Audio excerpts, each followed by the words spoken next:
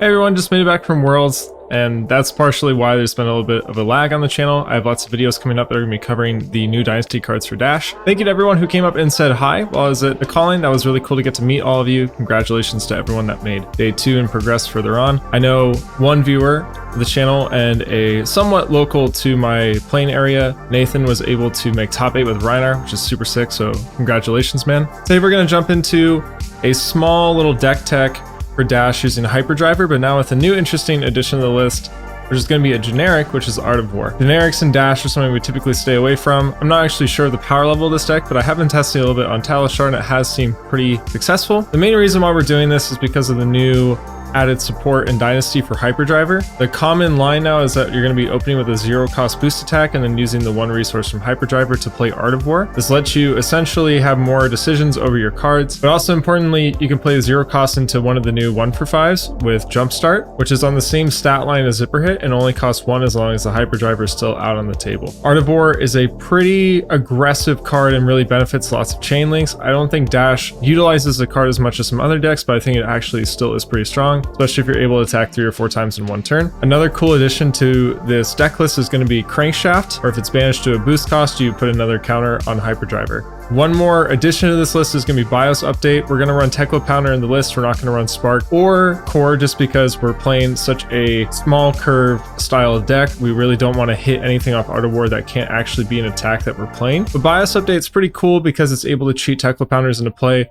We'll see how strong this card actually is going forward, but for now I'm testing it, especially because it's a 0-cost card. We really want to try not to pitch a whole lot of resources so we're able to play all the cards in our hand. So jumping into the full list, here we have it. So mostly trying to go off of playing a 0-cost into a 1-cost off of Hyperdriver. Our weapon and equipment loadout is pretty standard. We're going to be using Barrel Shot and Talishar.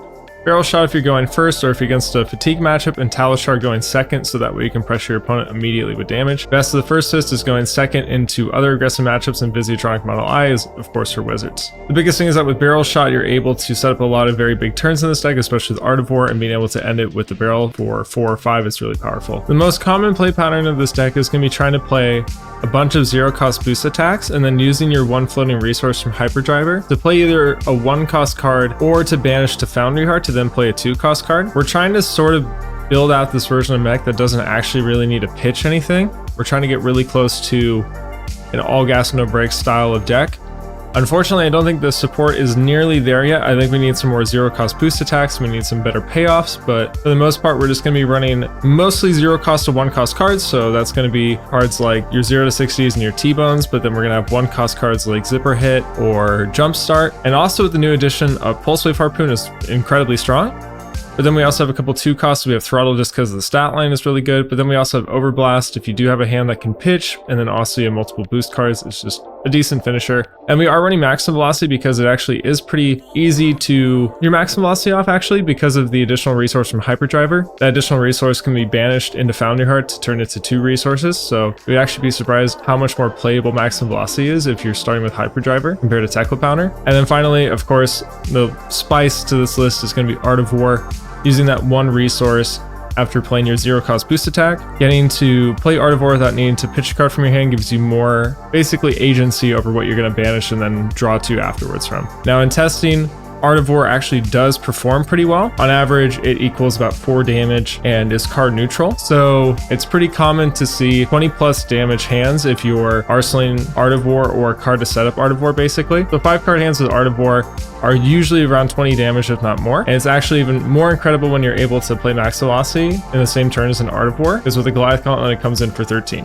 Let's actually walk through an example hand. So we can play our 0 to 60 for 0. We'll get our resource off Hyperdriver. We can banish Art of War. And then let's assume we draw a blue here. So we have access to 3 resources. We can play Jumpstart since it only costs 1. Zipper Hit, Pulse Wave Harpoon, rip a card from our opponent.